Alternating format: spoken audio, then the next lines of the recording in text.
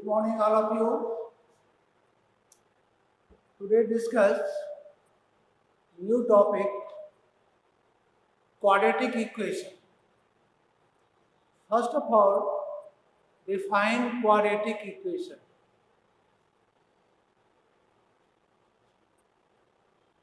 Define quadratic equation.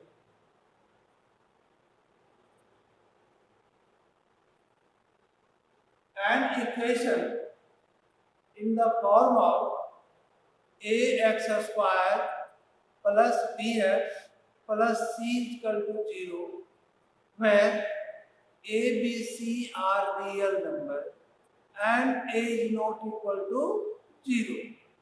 इसमें आपका b 0 हो सकता है, c 0 हो सकता है, उसको नहीं लिखना है, तो लिखना है a is not equal to 0 is called quadratic equation.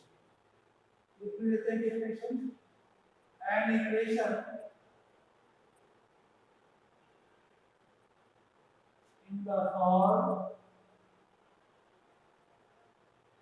of ax square plus bx plus c equal to 0.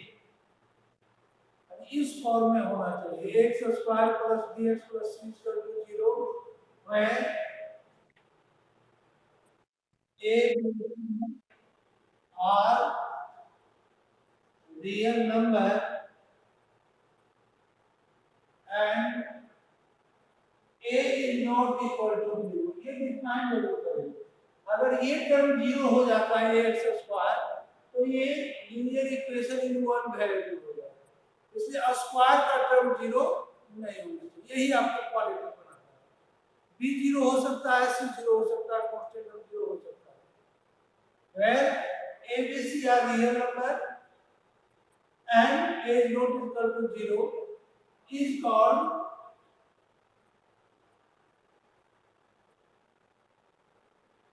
quadratic equation. अगर आपसे पूछे what is the standard form of a quadratic equation, आप कह सकते हो standard form of a quadratic equation is ax plus c equal to 0. अब quadratic equation अगर हम नाम दे दें px equal to ax square plus bx plus c, तो क्वाड्रेटिक पॉलिनोमियल होगा जो आप पढ़ चुके हैं. और अगर इक्वल टू 0 कर दिए तो क्वाड्रेटिक इक्वेशन आ गया. अब हम इसको सॉल्व करते हैं, तो जो x का वैल्यू फाइंड करेंगे उसको रूट्स कहा जाता है. क्वाड्रेटिक इक्वेशन में क्या कहा जाता है? इसको रूट्स कहा जाता है. तो ये डिफिनेशन हो गया. अब इसको हम लोग 3 मेथड से सॉल्व करते हैं. अभी आपको पढ़ना है कि solving a quadratic equation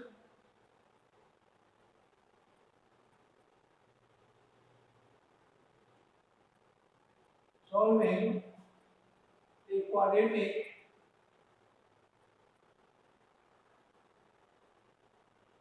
equation. अब क्वाड्रेटिक इक्वेशन को आप कितने मेथड से सॉल्व करेंगे? तो पहला है by factorisation method. Factorisation method आप फैक्टराइजेशन मेथड से भी सॉल्व कर सकते हो. Second, by quadratic formula. By quadratic formula. एक इसमें हम लोग आगे पढ़ेंगे सेकेंड मेथड में क्वाड्रेटिक फॉर्मूला से. थर्ड मेथड पढ़ेंगे by completing square method. Completing square method. अभी आपको इस 3 मेथड से क्वाड्रेटिक इक्वेशन को सॉल्व करना है. कितने मेथड से? 3 मेथड से. तीनों आपको जानना है. एग्जाम में कभी नाम दे देता है, to solve, find the roots of quadratic equation by completing the square method या by quadratic formula method या फैक्टराइजेशन मेथड। अगर कोई मेथड का नाम नहीं है तो आपको जो इजी लगे उससे आप बना सकते हैं। तो आपको मेन पढ़ना है तीनों मेथड। ऐसे क्वाड्रेटिक फार्मूला के लिए ज्यादा इंपॉर्टेंट है। हाँ बोलो।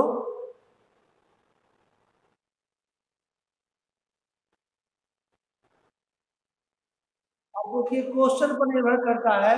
सबसे अच्छा मेथड ये माना जाता है बाय क्वाड्रेटिक फार्मूला। मेन आपको यही ज्यादा अच्छा से सीखना है। क्वाड्रेटिक फार्मूला से कोई मेथड सोल्व हो जाता है। अब है फैक्टराइजेशन, कहीं कहीं इजी हो जाता है फैक्टराइजेशन से, तो इससे सब क्वेश्चन नहीं बन पाएगा फैक्टराइजेशन से। तो जिसका मिडिल टर्म स्प्लिट नहीं हुआ तो लास्ट में क्वाड्रेटिक फार्मूला से सब क्वेश्चन सॉल्व हो जाएगा। क्वाड्रेटिक फार्मूला से सभी क्वेश्चन को हम सॉल्व कर सकते हैं, जबकि इससे सभी क्वेश्चन सॉल्व नहीं होता। कुछ क्वेश्चन मिडिल टर्म से फैक्टराइज नहीं हुआ तो आपको सॉल्व नहीं हुआ। तो आज हम लोग मिडिल टर्म फैक्टराइजेशन ही पढ़ेंगे पहला। इससे मिडिल टर्म फैक्टराइजेशन में फैक्टराइजेशन मेथड का हम यूज करेंगे कुछ क्वेश्चन में, जो अभी आप देखिए।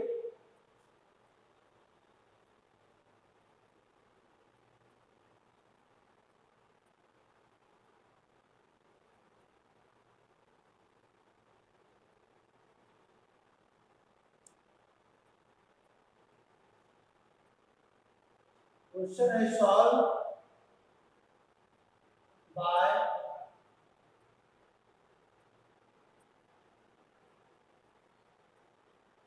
addition method। अब यहाँ लिख दिए जैसे क्वेश्चन है 8x² minus 22x minus 21 equal to.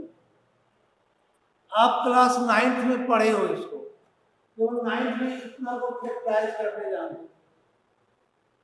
Square के फॉर्म में है, it is in the form of quadratic equation.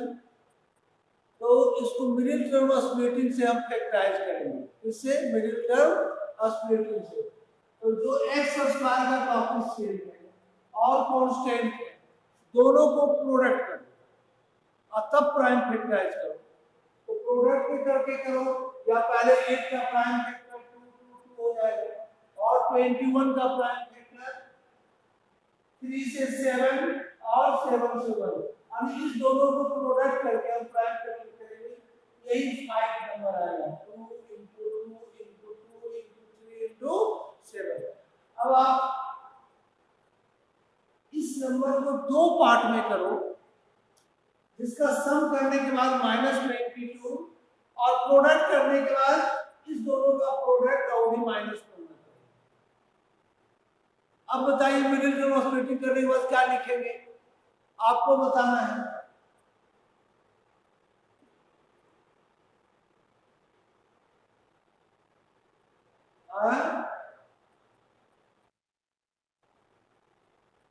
बोलिए।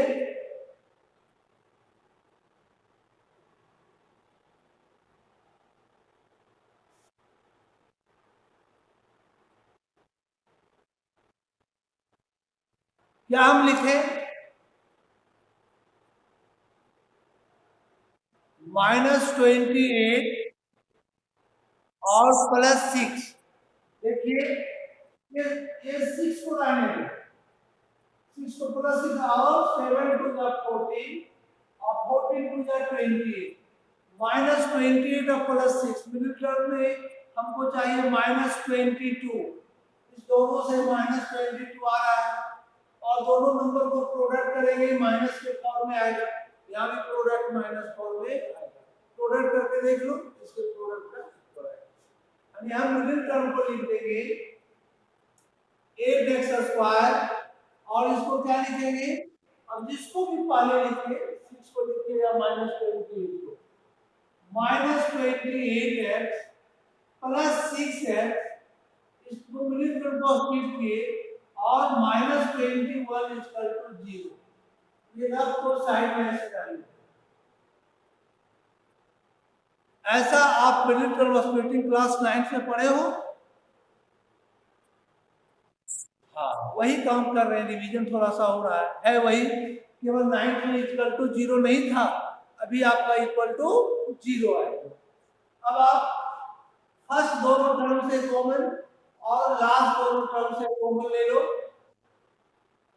इससे क्या कॉमन आएगा? 8 तो कॉमन नहीं होगा, 4x कॉमन ले सकते हैं। क्या ले सकते हैं? 4x।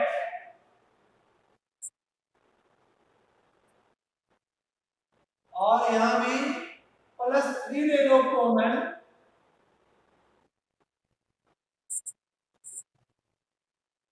अगर आपका ब्रैकेट का दोनों टर्म यदि इक्वल आए तो समझो कि आपका मिडिल टर्म करेक्ट।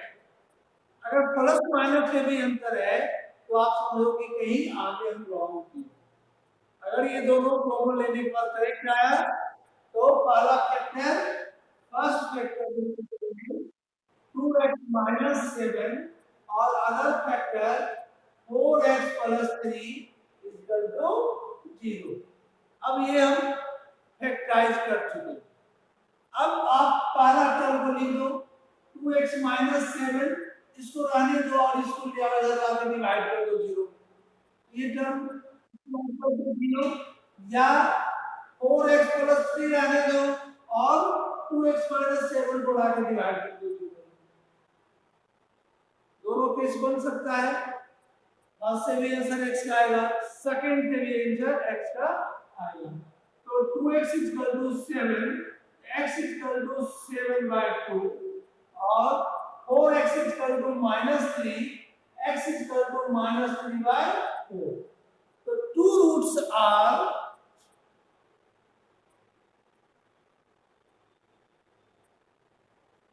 पहला 7/2 और दूसरा -3/4।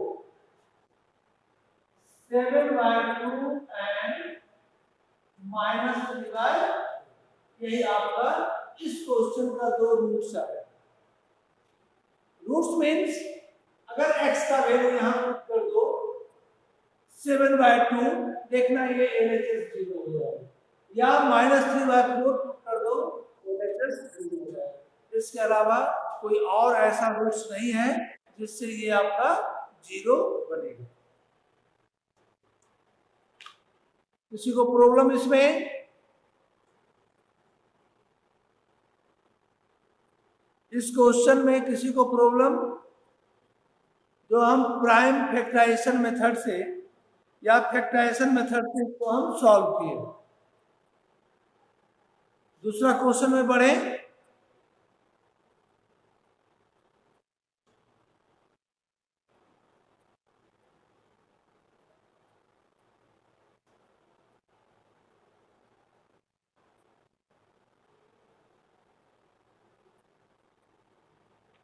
Second question,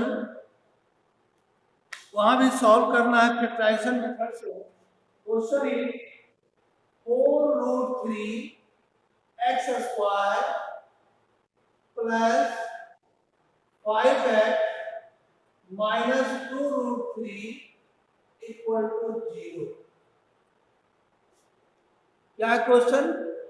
4√3x² plus 5x minus 2√3 equal to 0. Find the value of x by factorization method. तो यहाँ पर हम मिडिल टर्म को स्प्लिट करेंगे 5x को 2। नंबर कहाँ से लाएंगे?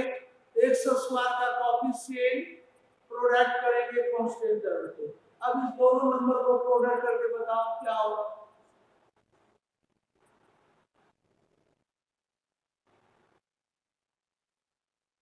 √3 × 3 और 4 × 2 8 और 8 × 3 24। अब 24 का प्राइम फैक्टर 2 से 12, 2 से 6, 2 से 3 और 3 से 1, यानी आपके पास 2 × 2 × 2 × 3 आया। और यहाँ चलिए पहले हमको 5 लाना है। कैसे लाएंगे? 5 + 5 होना चाहिए और इसका प्रोडक्ट माइनस में होना चाहिए।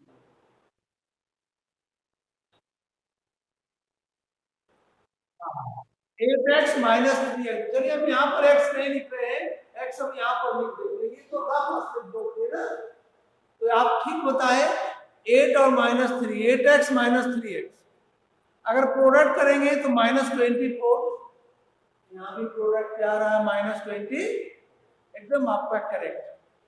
अब मिडिल टर्म में लिखिए 4√3x², 5x को 8x minus 3x, 8x minus 3x क्या हो जाएगा 5x माइनस 2√3 इक्वल टू 0। कोई प्रॉब्लम इसमें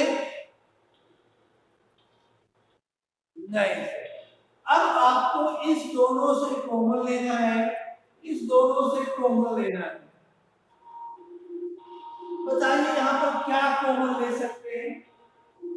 देखो 4 से ये 8 पॉजिटिव है, तो एक 4 ले लेंगे कॉमन, और एक एक्स स्क्वायर कॉमन ले लेंगे, एक्स स्क्वायर और एक्स, तो एक एक्स कॉमन ले लेंगे। अगर 4x कॉमन लेते हो तो बचेगा √3x प्लस 2, क्या बचेगा √3x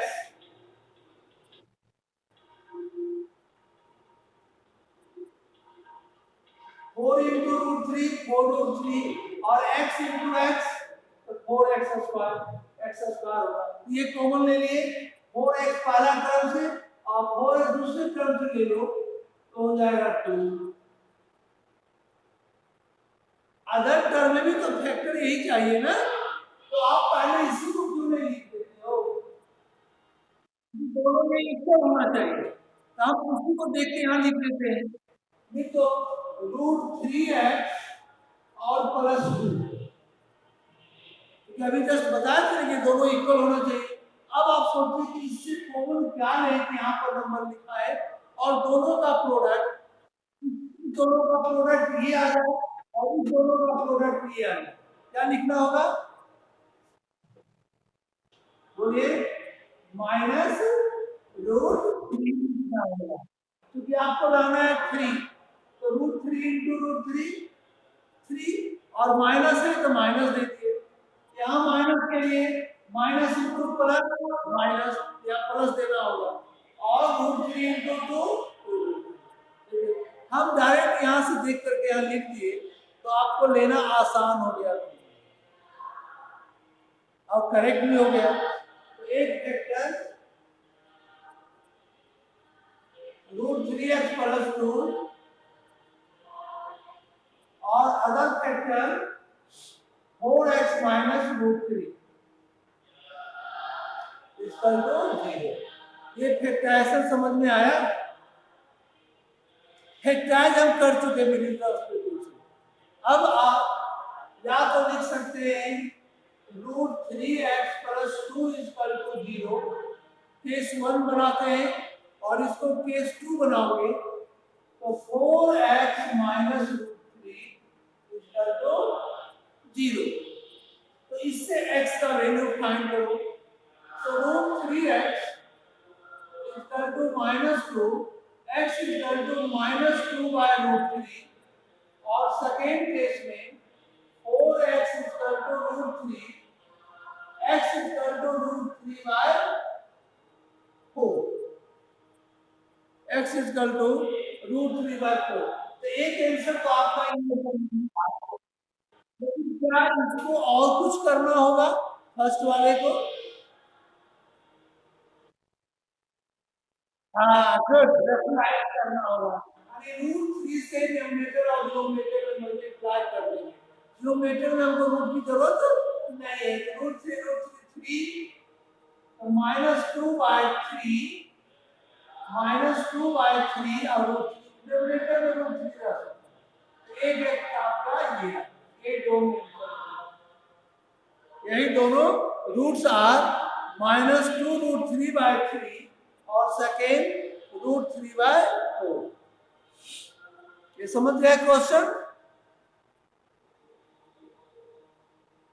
बोलिए। चलिए अब नेक्स्ट क्वेश्चन में आते हैं। Question number 3। हम डिफरेंट टाइप का क्वेश्चन आज प्राइम फैक्टराइजेशन यानी मिडिल टर्म ऑफ स्प्लिटिंग से ही बताएंगे।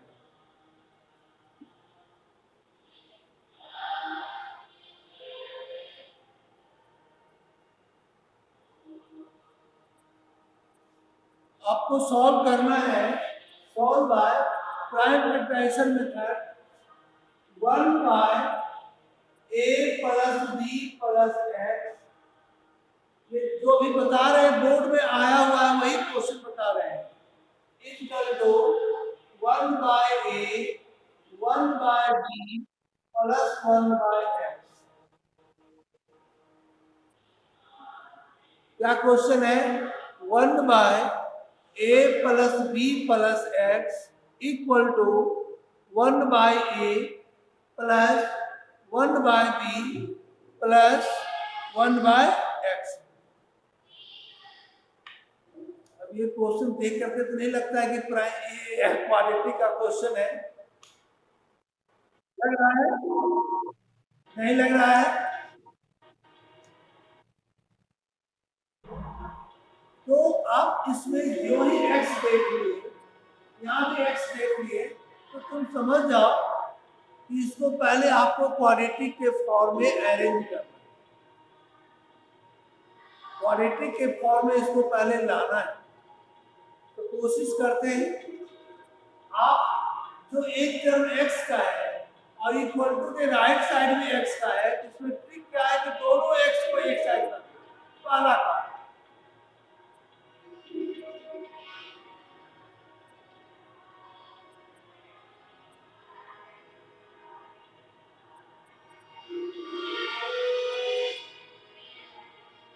क्या किए, x वाले को एक साइड और बच गया 1 by a plus 1 by b right side.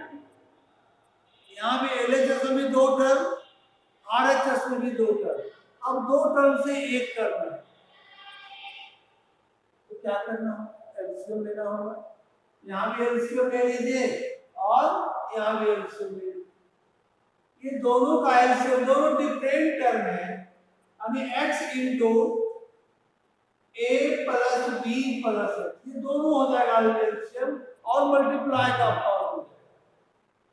a plus b plus x से इसको डिवाइड करेंगे तो बच जाएगा x और x इंटू 1 x माइनस, और इसको x से डिवाइड करोगे तो -1 into a plus b plus x।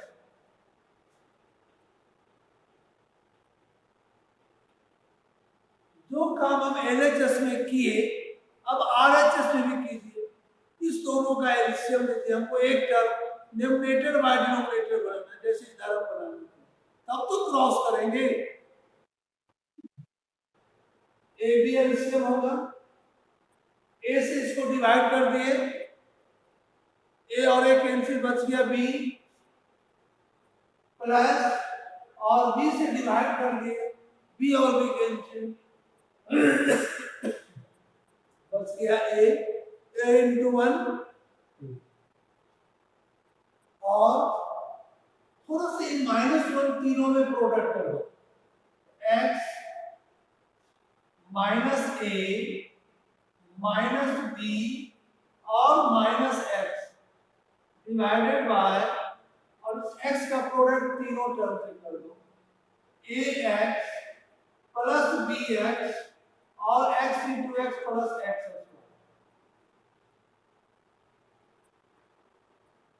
इसको अरेंज करके लिख दो a plus b by a b. बताओ तो इसका डिनोमिनेटर में कौन टर्म है जो कैंसिल होगा?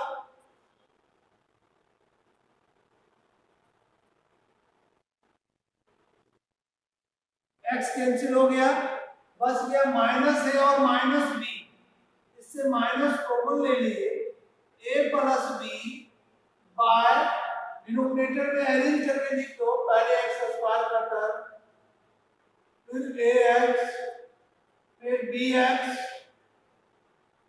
अभी हम क्रॉस नहीं किए हैं, इसका क्या रीजन हो सकता है?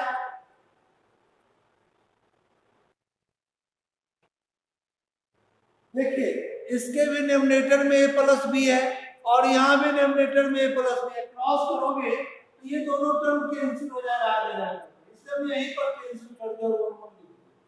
अब यहाँ बच गया -1 बाय दिस टर्म, यहाँ भी 1 बाय ए बी।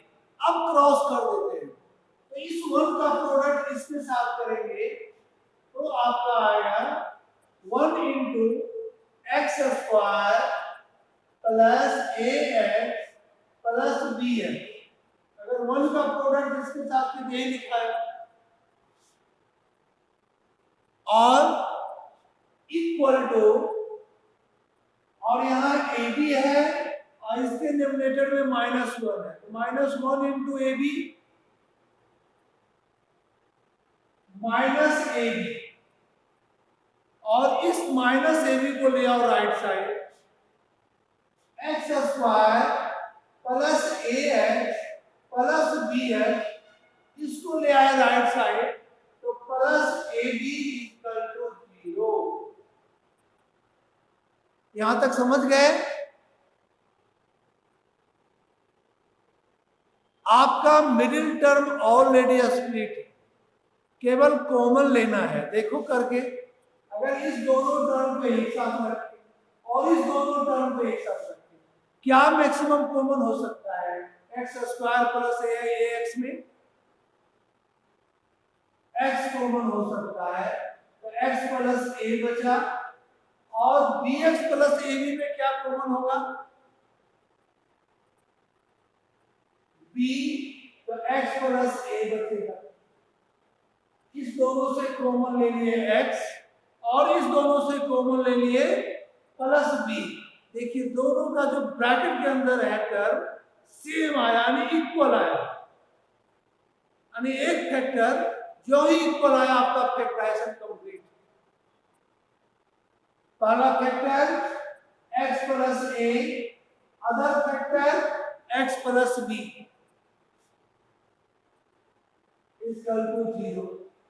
अब दो केस बना दो, या तो x plus A equal to 0 या x plus B equal to 0, x equal to minus A और x equal to minus B.